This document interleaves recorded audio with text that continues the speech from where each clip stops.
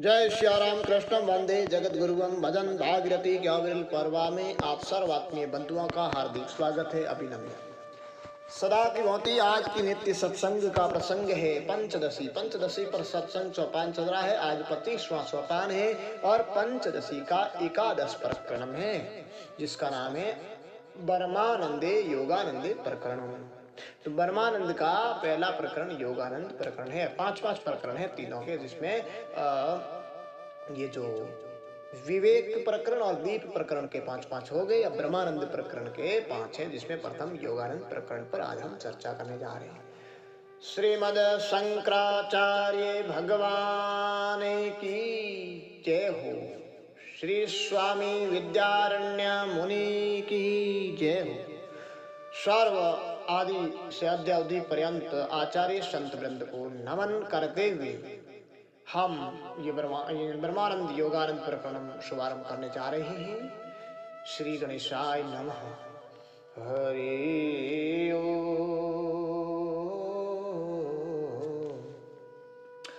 ब्रह्मानंद प्रवक्ष्यामि ज्ञाते तस्मिन् शेषतः यही कामोस्मि कान अर्थवारतम हित्वा सुखायते। करने को इष्ट ग्रंथ की निर्विघ्न समाप्ति और समाप्ति के विरोधी पाप की निवृत्ति के लिए अपने को अभिमत जो देवता उसके तत्व का स्मरण रूप मंगल करते हुए और श्रोताओं की प्रवृत्ति के लिए प्रयोजन और अभिधेय को प्रकट करते हुए आचार्य ग्रंथारंभ की प्रतिज्ञा करते हैं कि निर्विशेष पर ब्रह्म को साक्षात करने को जो असमर्थ मंद बुद्धि है उन पर भी सविशेष ब्रह्म के निरूपण से दया की जाती है, अर्थात उनके लिए सविशेष ब्रह्म का निरूपण है। इस वचन से सविशेष ब्रह्म रूप देवताओं के तत्व को निर्विशेष ब्रह्म रूप कहा है।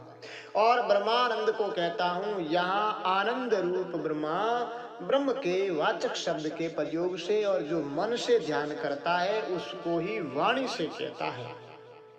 इस श्रुति में कहे न्याय से ब्रह्म का स्मरण रूप मंगल सिद्ध हुआ और ब्रह्म संपूर्ण वेदांतों से प्रतिपादन किया जाता है और वेदांत प्रकरण रूप इस ग्रंथ का भी ब्रह्म ही विषय है। इसे ब्रह्म शब्द के प्रयोग से विषय भी सूचित किया और उत्तर के आधे श्लोक से अनिष्ट की निवृत्ति और इष्ट की प्राप्ति रूप दो प्रयोजन भी मुख से सूचित किए कि ब्रह्म जो आनंद उसको कहता हूँ या वाचक इनके अभेद से ग्रंथ भी ब्रह्मानंद है। जिस ब्रह्मानंद के अर्थात प्रतिपाद्य प्रतिपादक रूप से ज्ञान होने पर इस लोक के और परलोक के जो अनर्थों का समूह है, अर्थात देह पुत्र आदि में अहम मम के अभिमान से जो आध्यात्मिक दुख है और परलोक में होने वाले जो अनर्थ है उनका समूह अशेष रूप से जो है उसको त्याग और सुख रूप ब्रह्म ही होता है। भावार्थ यह है कि ब्रह्मानंद को कहता हूँ क्योंकि उसका ज्ञान होने पर संपूर्ण श्लोक और परलोक के अनर्थों का जो समूह है उसको त्याग कर सुख रूप ब्रह्म ही होता है, अर्थात ब्रह्म ज्ञान हो जाता है। ब्रह्मवित् परमानन्ति शोकं तरति स आत्मवित् रसो ब्रह्म रसं लब्धवानंद भवति नान्यथा। ब्रह्म ज्ञान अनिष्ट निवृत्ति और इष्ट प्राप्ति का हेतु है। इसमें बहुत से श्रुति स्मृतियों के वचन प्रमाण हैं। ये दिखाने का अभिलाषी ग्रंथाकार प्रथम ब्रह्म का ज्ञाता पर ब्रह्म को प्राप्त होता है। ऐसे ही भगवान के ज्ञाताओं से सुना है कि आत्मज्ञानी शौक को तरता है।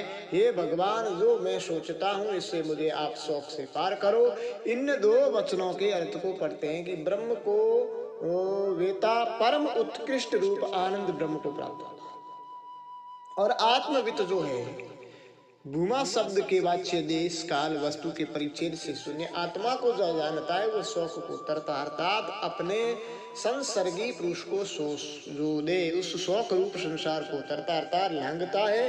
कदाचित कहो कि पूर्वोक्त तैत्तिरीय श्रुति के वाक्य में ब्रह्म ज्ञान को पर प्राप्ति की हेतुता प्रतीत होती, आनंद प्राप्ति की हेतुता नहीं। या शंका करके आनंद प्राप्ति की हेतुता के प्रतिपादन पूर्वक वो ब्रह्म रस है, ये मनुष्य रस को ही पाकर आनंद होता है। इस तैतरीय वाक्य को अर्थ से पढ़ते हैं कि सत्य ज्ञान अनंत ब्रह्म है और इस आत्मा से प्रकाश हुआ। इस श्रुति में प्रकरण के आदि में ब्रह्म और आत्मा शब्दों से कहो।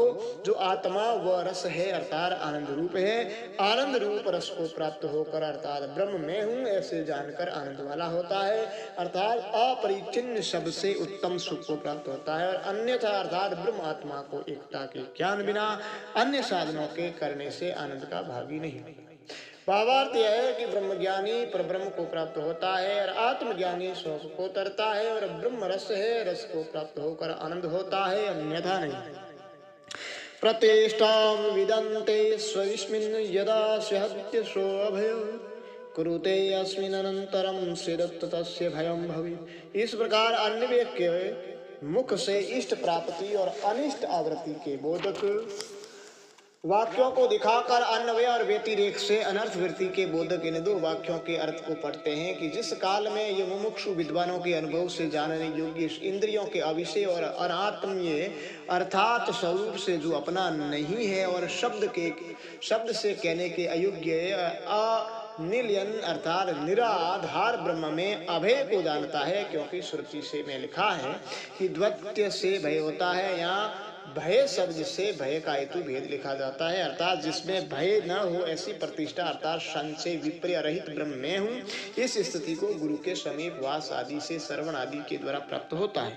उसी समय वो विद्वान भय रहित मोक्ष रूप अद्वितीय ब्रह्म को प्राप्त होता है। क्योंकि इस श्रुति में लिखा है कि जो ब्रह्म को जानता है वो ब्रह्म ही होता है। और जिस काल में यह पूर्वोक्त मुमुक्षु इस आदर्श प्रतिज्ञ से अभिन्न ब्रह्म में अल्प भी अंतर को करता है अर्थात अपने को उपास्यक और ब्रह्म को उपास्य समझता है, उसी समय में उसको संसार संबंधी दुख रूप भय होता है। भावार्थ यह है कि जब यह मुमुक्षु अपने आत्मा में स्थिति को प्राप्त होता है तब तो यह भय होता है और जब इस ब्रह्म में किंचित भेद होता करता है तो उस मुमुक्षु को भय होता है। वायुः सूर्य बहिरिन्दौ मृत्यु जन्मान्तरेत्रं कृत्वा धर्म विजानन्तो अपस्मादुभृत्या सरन्ति। वेद के दृष्टाओं को भय होता है। इसको दृढ़ करने के लिए ब्रह्म आत्मा की एकता के ज्ञान से जो रहित है उन वायु आदिकों को भय के दिखाने वाले इत्यादि मंत्र के अर्थ को पढ़ते हैं कि इस ब्रह्म के भय से पवन चलता है। वायु सूर्य अग्नि इंद्र मृत्यु ये जगत के नियामक पांचों भी देवता अतीत जन्म में इष्ट पूर्त आदि धर्म को जानते हुए भी अर्थात जानकर करते भी अंतर को अर्थात प्रत्येक ब्रह्म के भेद को करके इस ब्रह्म की भीति से वायु आदि जन्म से चरते ही अर्थात अपने अपने व्यापारों में प्रवृत्त होते हैं। यहाँ की शब्द के पढ़ने से इस कट श्रुति में जो यम ने प्रचिधि कही है उसको दिखाई है कि इस ब्रह्म के भय से अग्नि तपती है, सूर्य तपता है और भय से इंद्र वायु पांचवा मृत्यु धावता है। भावार्थ है कि वायु सूर्य अग्नि इंद्र मृत्यु ये सब पूर्व जन्म में भेद को करके धर्म को भले प्रकार से जानते हुए भी इस ब्रह्म की भांति इस ब्रह्म की भीति से अपने अपने कार्यों को करते हुए विचरते हैं। आनंदम ब्रह्मणो विद्वान विभेति कुतस्वं एवमेव तपेन स चिंता क्रम अग्नि संभृत। कदाचित कहो कि आत्मज्ञानी शोक को तरता है इत्यादि पूर्वोक्त वाक्यों में ये स्पष्ट नहीं भासता है कि ब्रह्मानंद का ज्ञान अनर्थ निवृत्ति का हेतु है। यही शंका करके उस वाक्य को कहते हैं जिसमें ब्रह्मानंद का ज्ञान अनर्थ निवृत्ति का हेतु प्रतीत हो कि ब्रह्म के आनंद को जो जानता है अर्थात अपरोक्ष रूप ब्रह्मानंद का ज्ञाता पुरुष किसी से भी भय को प्राप्त नहीं होता अर्थात इस लोक के व्याघ्र आदि से और परलोक के भय हेतु पाप आदि से भयभीत नहीं होता। कदाचित कहो कि तत्व ज्ञानी को पाप आदि से भय नहीं, ये किससे जानते हो सो ठीक नहीं, क्योंकि इस ज्ञानी को यह ताप नहीं होता कि मैंने क्या साधु नहीं किया, क्या मैंने पाप किया। इस वाक्य के अर्थ को पढ़ते हैं कि कर्म अग्नि से संभृत जो ये चिंता अर्थात कर्म रूप जो ये चिंता अर्थात कर्म रूप जो न करने और करने से अग्नि के समान संताप का हेतु अग्नि जिसको जो ये चिंता कि मैंने पुण्य नहीं किया पाप क्यों किया वो चिंता इस तत्व वेता को ही नहीं तपाती। अज्ञानी तो उस चिंता से सदैव तपता है। भावार्थ यह है कि आनंद रूप ब्रह्म को जानता हुआ किसी से भय नहीं जा मानता है और कर्म रूप अग्नि से पैदा हुआ चिंता भी इसी ज्ञानी को तापायमान नहीं था। एवं विद्वान कर्मणि द्वे हित्वात्मानं स्मरेत सदा कृते च कर्मणि स्वात्मरूपिणी पुण्य पाप को दुख के न देने में हेतु के दिखाने वाले इन दो वाक्यों के अर्थ को पढ़ते हैं कि जो पुरुष आदित्य में ब्रह्म है यह एक है, पूर्व प्रकार से जानता है और इन दो पुण्य पापों को छोड़ता है, वही इस आत्मा को प्रश्न करता है, अर्थात आत्मा का स्मरण करता है, क्योंकि इसने मिथ्या समझकर पुण्य पाप को त्याग दिया। इससे कर्म की चिंता ही इसको नहीं होती, इसका तप तो कहाँ से होगा।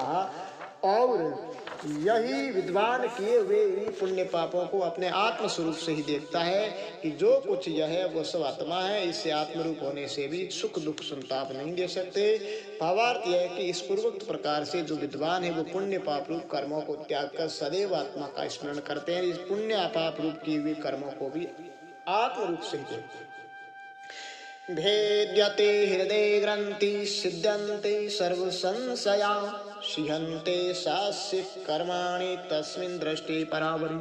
कदाचित कहो कि बिना भोगे कोटियों कल्पों में भी कर्म क्षीण नहीं होता। और इस शास्त्र से अनादि संसार में बहुत जन्मों में किए जो पुण्य पाप रूप कर्म है वो अनगणित अप्रसिद्ध आत्म रूप जानने के अयोग्य जब है तो उनकी चिंता क्यों न होगी। सो ठीक नहीं, क्योंकि कारण से युक्त वे कर्म ज्ञान से नष्ट हो चुके, इसे चिंता के जनक नहीं। इसलिए हृदय ग्रंथियों की निवृत्ति के बोधक मुंडक आदि श्रुति के वाक्यों को पढ़ते हैं कि हिरण्यगर्भ आदिकों का पर पद भी उससे अवर है। इस परमात्मा के साक्षात करने पर उसके हृदय की अर्थात चिदात्मा की ग्रंथि दृढ़ अन्य अध्यास का भेदन अर्थात नष्ट हो जाता है। संपूर्ण ये संशय नष्ट होते हैं कि आत्मा देह से भिन्न है व नहीं, भिन्न है तो करता है व नहीं, अकर्ता भी है तो वह ब्रह्म से भिन्न है व नहीं, अभिन्न है तो वह कर्म आदि से मृत्यु मुक्ति का साधन है। केवल यह सब संदेह दूर जाते हैं, क्योंकि तत्व से साक्षात की वस्तु को संशय विप्रिय ज्ञान की विषयता नहीं देखी है और पुण्य पाप रूप संचित कर्मशील हो जाते हैं, अर्थात अपने कारण अज्ञान के नाश से नष्ट हो जाते हैं।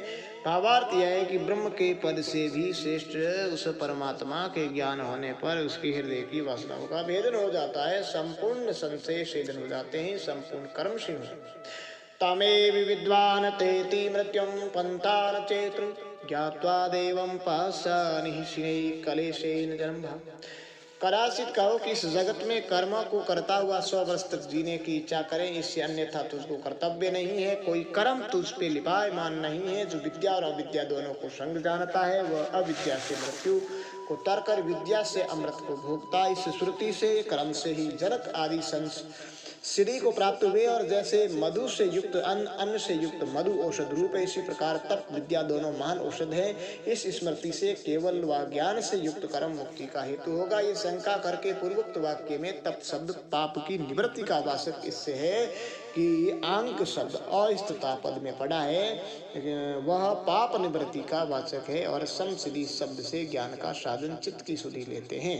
विद्या शब्द से उपासना लेते हैं, इसे कर्म मुक्ति के साधन नहीं। इस अभिप्राय से अन्य साधन के निषेध बोधक श्वेतास्वर वाक्य के अर्थ को पढ़ते हैं कि उस ब्रह्म को ही विद्वान मनुष्य जानकर मृत्यु का उल्लंघन करता है। इतर मार्ग अर्थात दोनों वाक्य केवल कर्म रूप मोक्ष का उपाय नहीं है। कदाचित हो कि पूर्वोक्त वाक्यों में अन्य व्यतिरेकों में इस लोक के अनर्थ की निवृत्ति की प्रधानता से भासती है, परलोक के अनर्थ की निवृत्ति नहीं भासती है। यह शंका करके अनिष्टता भी हो सकती है। जब भावी जन्म को मानो, इससे कारण सहित भावी जन्म के निषेध बोधक इस श्वेता सूत्र के वाक्य के अर्थ को पढ़ते हैं कि सब प्रकाश प्रत्यज्ञ से भिन्न ब्रह्म को प्रत्यक्ष जानकर जो स्थित है उसके काम क्रोध आदि सब पासों की हानि होती है और जब पास नाम के राग आदि कलेशहीन हो जाते हैं तभी भावी जन्म के हेतु कर्म के अभाव से भावी जन्म को प्राप्त नहीं होती।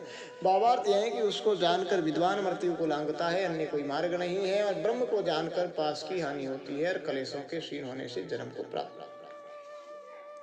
दांगत्वा स्वको जात्यत्रेव धैर्यवान् नैनं कृता कृते पुण्य पापे ताप्यत कौचित्। कदाचित हो कि शोक को तरना आदि जो फल है वह सुना जाता है और उसको कोई जानता नहीं, क्योंकि ज्ञानियों की इष्ट प्राप्ति अनिष्ट की निवृत्ति के लिए प्रवृत्ति को देखते हैं। ये शंका करके दृढ़ जिनको अप्रोक्ष ज्ञान है उसको अप्रवृत्ति की बाधक है। इस कट श्रुति के अर्थ को पढ़ते हैं कि धैर्यवान अर्थात ब्रह्मचर्य आदि साधनों में से युक्त पुरुष चिदानंद रूप देव को जानकर इसी जन्म में हर्ष और शोक को त्याग देता है।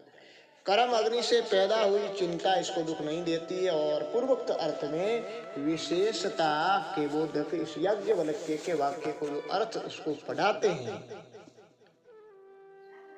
यज्ञवल्क्य जो शब्द है कृता कृते न तपतः, इसका पूर्व जन्म में न किया पुण्य और किया हुआ पाप कदाचित भी दुख नहीं देते हैं। इस जन्म के तो किए और न किए हुए पुण्य पाप ताप कदाचित भी दुख नहीं देते हैं।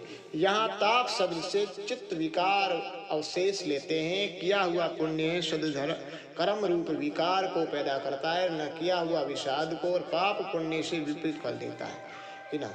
किया हुआ न किया पाप हर्ष को पैदा करता है, किया पाप विषाद को। तत्वज्ञानी के को तो दोनों प्रकार के विकार हेतु कदाचित नहीं होते, क्योंकि उसको विकार रहित ब्रह्म रूप का ज्ञान है। भावार्थ यह कि धीर पुरुष इसी जन्म में देव को जानकर हर्ष को त्यागता है। किए हुए पुण्य पाप इसको कभी भी तबाह नहीं। इत्यादि श्रुतयो बरहयत् प्राणे स्मृति भी ब्रह्म ज्ञाने अनर्थ हानि मानदम चाप्य घोषम।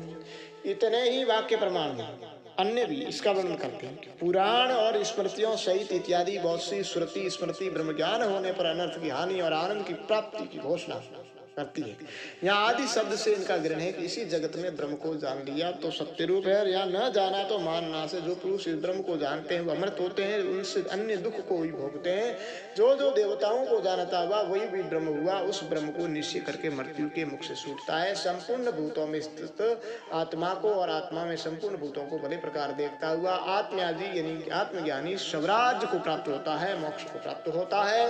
यह श्रुति और स्मृति पुराणों के वचन भी पूर्वोक्त अर्थ में प्रमाण है। आनंद ते विद्यो ब्रह्मानंदो विद्या सुखम तथा विषयानंद इत्यादो ब्रह्मानंदो विविच्यते। कदाचित कहो कि ब्रह्मानंद इस आनंद पद का ब्रह्म विशेषण है, इससे अन्य भी कोई आनंद है ये प्रतीत होता है, और के प्रकार का कैसा है, इस आकांक्षा की निवृत्ति के लिए उसके भेदों को दिखाकर ब्रह्मानंद की विवेचना करते हैं कि ब्रह्मानंद और विद्यानंद और विषयानंद इन भेदों से आनंद तीन प्रकार का है, और उनमें दो जो आनंद है उनका मूल ब्रह्मानंद है। इससे प्रथम 3 अध्यायों से ब्रह्मानंद को विभाग करके दिखाते हैं। भृगु पुत्र पितु श्रुत्वा वरुणाद ब्रह्म लक्षणम अन्न प्राण मनो बुद्धि आनंदम विजय। उसमें प्रथम तैत्रीय वृत्ति के देखने में आनंद रूप ही ब्रह्म माना जाना जाता है। इस अभिप्राय से भृगुबली के अर्थ को संक्षेप से दिखाते हैं कि भृगु नाम का पुत्र अपने पिता वरुण से ब्रह्म के लक्षणों को सुनकर कि जिससे ये भूत पैदा होते हैं और जिससे जीते प्रलय होते भी ये जिसमें प्रवेश करते हैं उसको तू ब्रह्म जान, ऐसे सुनकर अन्नमय आदि कोशों में ब्रह्म के लक्षण के असंभव से उनकी ब्रह्म भिन्न होने का निश्चय करके आनंदमय कोश में जो 5वां आनंद सुना है कि सबसे पिछले को ब्रह्म जान, उस बिंब रूप में ब्रह्म के लक्षणों के योग से उसको ही ब्रह्म जानता हुआ। भावार्थ यह है कि भृगु नाम पुत्र अपने पिता वरुण से ब्रह्म के लक्षण को सुनकर अन्न प्राण मन बुद्धि इनको त्याग कर आनंदमय कोश को ब्रह्म समझ। आनंदादेव भूतानि जायन्ते तेन जीवनम तेषां लयस्य तत्रादौ ब्रह्मानंदो न संशयः। इस प्रकार आनंद में ब्रह्म का लक्षण युक्त किया, ये शंका करके युक्त करने के प्रकार को कहते हैं कि आनंद से ही निश्चय से भूत पैदा होते हैं, पैदा होकर आनंद से ही जीते हैं, लय होते हुए आनंद में प्रवेश करते हैं। इस श्रुति में ये लिखा कि विषयों के आनंद से ही ये भूत पैदा होते हैं, उनसे ही उनका जीवन होता है, उसमें ही उनका लय होता है, अर्थात सुषुप्ति के समय अपने स्वरूप भूत आनंद के बिना अन्य किसी का भी अनुभव नहीं। इससे आनंद ब्रह्म ही है, इससे सबके अनुभव सिद्ध यही आनंद है, इसमें संशय नहीं। भावार्थ यह है कि आनंद से भूत पैदा होते हैं, आनंद से जीवते और आनंद में लय होते, इससे वो ब्रह्मानंद है, इसमें संशय नहीं करना। भूतोत्पते पुरा भूमा त्रिपुटी द्वैत वर्जनात् ज्ञातृ ज्ञानज्ञ रूपा त्रिपुटी परलय। इस प्रकार तैत्रीय श्रुति के अनुसार ब्रह्म को आनंद रूप दिखाकर छांदोग्य श्रुति के अनुसार भी आनंद रूप दिखाने का अभिलाषी आचार्य सनत कुमार नारद का है संवाद, जिसमें ऐसे 7वें अध्याय में जिस वाक्य में ब्रह्म को भूमा कहा है उसके संक्षेप से अर्थ को कहते हैं कि जहाँ न अन्य को देखता है, न सुनता है, न जानता है, वो भूमा है। अर्थात आकाश आदि भूतों की उत्पत्ति से पूर्व उन भूतों के कार्य जरायुज अंड आदि से पूर्व त्रिपुटी द्वैत के वर्जन से अर्थात अज्ञाता ज्ञान ज्ञ इन तीनों पुटों के द्वैत का जो अभाव उसमें भूमा है, उससे भूमा है, अर्थात देश काल वस्तु के परिच्छेद से शून्य परमात्मा है। अब उसी द्वैत के वर्जन को कहते हैं कि ज्ञाता ज्ञान ये रूप जो त्रिपुटी है वो प्रलय काल में नहीं होती। ये संपूर्ण वेदांतों का समंत है, निश्चय है। भावार्थ यह है कि भूतों की उत्पत्ति से पहले त्रिपुटी रूप द्वैत के अभाव से केवल भूमा ही हुआ, क्योंकि प्रलय काल में ज्ञाता ज्ञान ये रूप त्रिपुटी नहीं होती। यह सब वेदांतों का सिद्धांत है। विज्ञानमये उत्पन्नो ज्ञाता ज्ञानम मनोमयः ज्ञाः शब्दाद्यो नेतृत्यम् उत्पत्तित पुरः।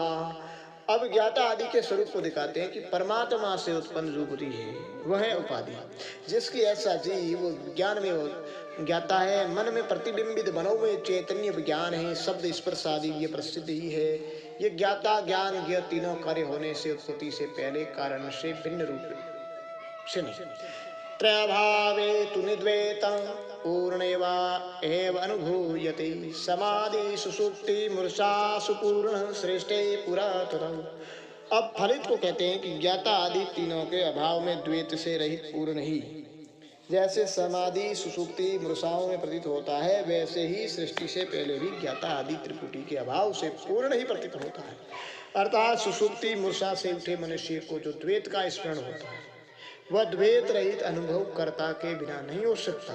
इससे ज्ञाता की सिद्धि है, वही पूर्ण रूप भूमा है। यो भूमा सुखम नाल्पे सुखम त्रिधा विभेदिनी सनत कुमार प्राहेव नारद्याति शोक। ब्रह्म पूर्ण रूप रहे आनंद रूप क्यों मानते हो, ये शंका करके अन्य व्यतिरेकों से भूमा को जिससे सुख रूपता प्रतीत हो। इस वाक्य के अर्थ को पढ़ते हैं कि जो भूमा है वो सुख रूप है। देश काल वस्तु तीन प्रकार का जिसमें भेद है, उस अलप में सुख नहीं है, क्योंकि अद्वैत में ही दुख के हेतुओं का अभाव है। इस प्रकार अत्यंत शोक से युक्त नारद मुनि के प्रति सनत कुमार ने सपुराणान पंचवेदान शास्त्राणि विविधानि च ज्ञात्वाप्यनात्मवित्वेन नारदो अति शुचो। अब उस नारद के अत्यंत शौक होने में हेतु कहते हैं कि उन नारद मुनि ने पुराणों सहित पांचों वेद और अनेक प्रकार के शास्त्रों को जानकर भी आत्मज्ञानी न होने से अत्यंत शोक। वेदाभ्यासात् पुरा तापत्रय मात्रेण शोकितः पंचाभ्यास विस्मरण भंग वेश शोक। कदाचित कहो कि वेद शास्त्र का ज्ञान तो शोक का निवर्तक प्रसिद्ध है, वह अत्यंत शोक का हेतु कैसे?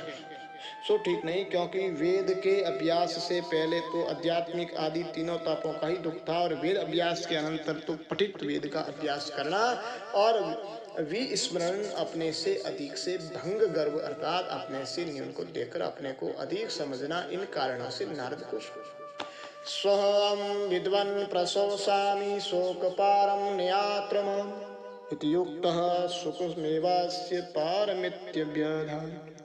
कदाचित कहो कि इस प्रकार सर्वज्ञ भी नारद को क्यों शोक हुआ, सो ठीक नहीं, क्योंकि हे भगवान जो मैं सोच करता हूँ इस मुझे शोक से पार करो। इस नारद के वचन से ही नारद का शोक प्रतीत हुआ।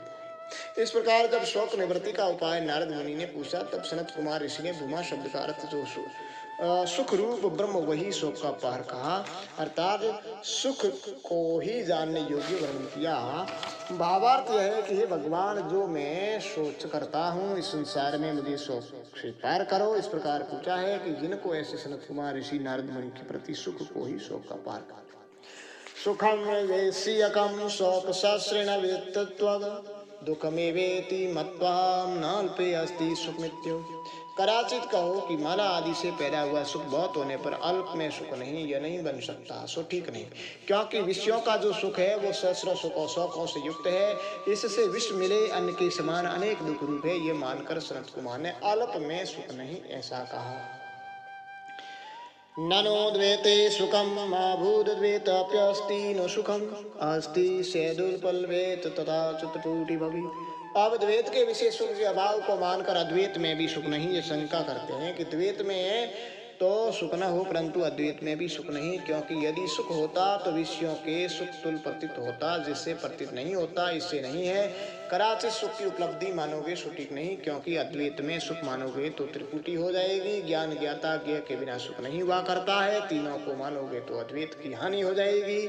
भावार्थ यह है कि द्वैत में सुख नहीं है तो मत हो, अद्वैत में भी सुख नहीं है, यदि होता तो प्रतीत होता, मानोगे तो त्रिपुटी हो जाएगी। मा शुत्वेते सुखम किंतु सुखम अद्वैतमेव हि, किम मानम इति सेनास्ति मन कक्षा स्वयं प्रभि। अब सिद्धांत अद्वैत में सुख के अभाव को अंगीकार करते हैं कि अद्वैत में सुख मत हो, किंतु अद्वैत सुख रूप ही है। कदाचित कहो कि अद्वैत सुख रूप है, इसमें क्या प्रमाण है? इस पर कहते हैं कि ऐसा मत कहो, क्योंकि स्व प्रकाश रूप होने से उसमें प्रमाण की अपेक्षा नहीं। स्व प्रभात्वे भवद्वाक्यम मानम युष्मान भवानिदम अद्वैतम उपवेत्य स्मरण सुखम नास्ति भासते। सब प्रकाश में क्या प्रमाण है? ये शंका करोगे तो आपके ही वचन को प्रमाण कहते हैं कि अद्वैत के स्वप्रकाश होने में आपका वचन ही प्रमाण।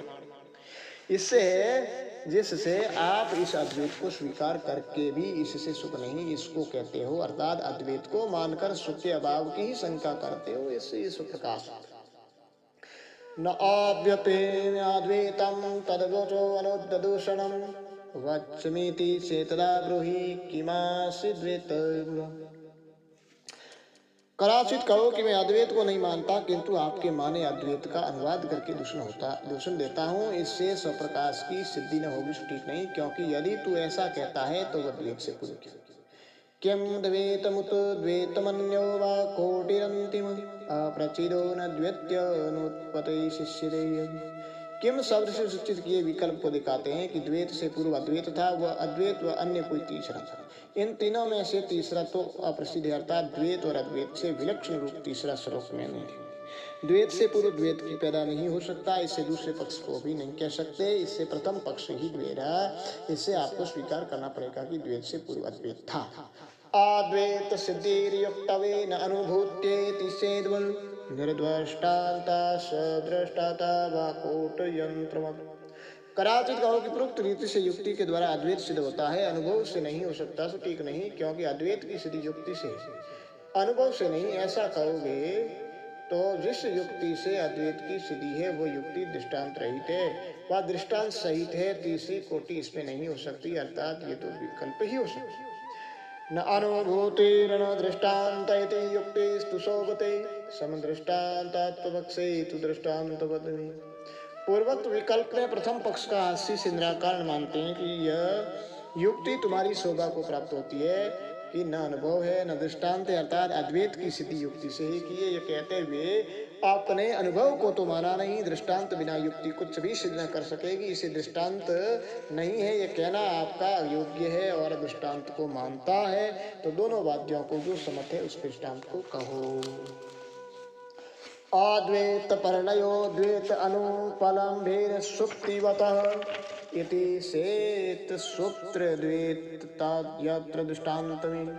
पूर्ववादी ये शंका करता है कि दृष्टांत से ही अद्वैत को सिद्ध करें कि परिणय अद्वैत होने योग्य है। द्वैत की अनुपलब्धि से जो द्वैत की अनुपलब्धिमान है वह द्वैत रहित होता है, जैसे सोना। ऐसा कहते हो तो सुसुप्ति अद्वैत है, इसमें दृष्टांत कहो अपनी सुसुप्ति है वह अन्य की, अपनी तो इससे नहीं कह सकते कि वह अन्य को प्रतीत नहीं हो सकती, इसके लिए ये दृष्टांत लेना पड़ेगा।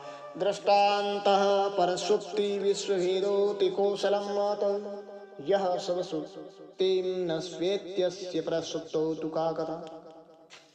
अब दूसरे पक्ष में शंका करते हैं, यदि तू पर ही सुसुप्ति को दृष्टांत कहता है तो तेरी बड़ी कुशलता है, अप्रसिद्ध पर सुप्ति को तू दृष्टांत नहीं कह सकता, क्योंकि जो आप सुप्ति को अनुभव से जानने योग्य न मानकर अपनी ही सुसुप्ति को नहीं मानते, उन आपको पर सुप्ति में क्या कथा है, अर्थात पर सुप्ति का ज्ञान होता है, इसमें क्या कहना है, अर्थात नहीं।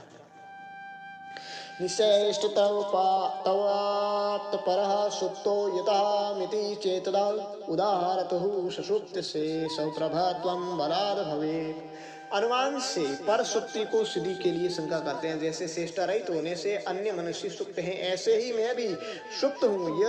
यहाँ ये अनुमान है कि विवाद का आश्रय अन्य सुप्त हैं। प्राणों से युक्त होकर चेष्टा रहित होने से मेरे समान ऐसे पूर्वोक्त अनुमान से सुप्ति को सिद्ध कराओगे तो मेरे प्रति सुसुप्ति के उदाहरण मानने वाले आपके मत में बल से अर्थात सुसुप्ति के उदाहरण देने से स्वप्रभुत्व सुसुप्ति सिद्ध हो जाएगी। नेन्द्रियाणि न दृष्टान्त तथा अप्यङ्गीकरोषितम् इदमेव स्वप्रभत्वं भदानं साधनेर्विना। अब बल से सुप्रकाश सिद्धि को ही दिखाते हैं कि न तो उस समय सुसुप्ति की ग्राहक इंद्रिया है क्योंकि वे अपने कारण में लीन हो चुकी है, पर सुप्ति के अप्रसिद्ध होने से कोई संप्रतिपन्न दृष्टांत भी नहीं है, तो भी उस सुसुप्ति को आप मानते हो। तो यही ज्ञान के साधनों बिना जो भान है वही सुसुप्ति को सुप्रकाश रूप सिद्ध करता है। यहाँ यह अनुमान है कि विवाद का आश्रय सुसुप्ति सुप्रकाश है, ज्ञान साधनों के बिना भी प्रकाशमान होने से। जैसे सांख्य का माना आत्मा और प्रभारकारों का माना ज्ञान, शाक्यों का माना आत्मा सुप्रकाश रूप है। भावार्थ यही कि इंद्रिय और दृष्टांतों के न होने पर भी उस सुसुप्ति को तो अंगीकार करता है, इसे यही उसको प्रकाश मानता है, साधनों के बिना पदार्थ का भान हो। स्तावद्वेत प्रभत्वे वद सुप्तो सुखम कदम शृणु दुख तदा नास्ति तत्स्ते शिष्यते सुखम। इस प्रकार प्रलय के दृष्टांत रूप से कही हुई सुसुप्ति को अद्वैत और स्वयं प्रकाश रूप सिद्ध करके सुसुप्ति में सुख की सिद्धि के लिए पूर्व पक्षी की आकांक्षा को कहते हैं कि सुसुप्ति अद्वैत स्वप्रकाश रहे, परंतु ये कहो कि सुसुप्ति में सुख कैसे है, तो उसका उत्तर सुनो। सुसुप्ति में सुख का विरोधी दुख नहीं, इससे तेरे मन में ही सुख शेष रह जाएगा, अर्थात प्रकाश और अंधकार के समान परस्पर विरोध होने से दुख के अभाव में सुख ही मानना।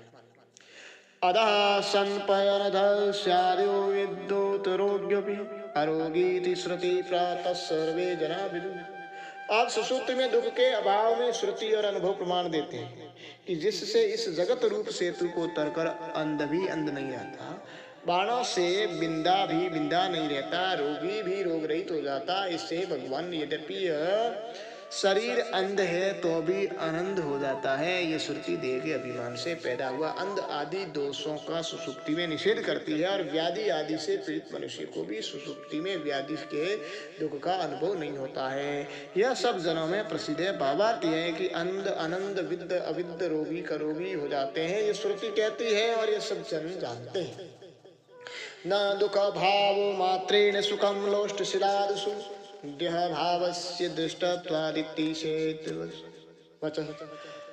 कदाचित कहो कि जहाँ दुख का अभाव हो वहाँ सुख कहोगे तो लोष्ट शिला आदि में सुख हो जाएगा। इसमें केवल दुख के अभाव से सुख की कल्पना नहीं कर सकते हैं, क्योंकि लोष्ट शिला आदि में तो सुख दुख दोनों का अभाव देखते हैं।